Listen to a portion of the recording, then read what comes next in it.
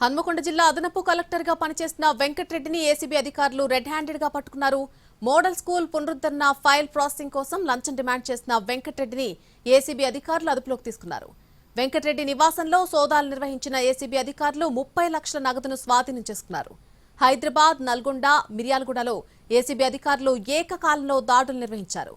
30 లక్షల నగదుతో పాటు 2 కిలోల బంగారం, బ్యాంక్ లాకర్లో 42 లక్షల నగదు, ఎల్బీ నగర్ లో విలాసవంతమైనటువంటి ఇల్లు, ఒక విల్లా, 10 ప్లాట్లు ఉన్నట్టుగా అధికారులు గుర్తించారు.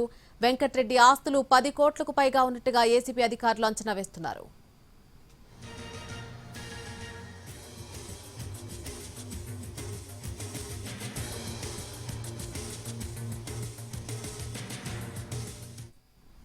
హన్మకొండ జిల్లా అదనపు కలెక్టర్ గా పనిచేస్తున్న వెంకటరెడ్డిని ఏసీబీ అధికారులు రెడ్ హ్యాండెడ్ గా పట్టుకున్నారు.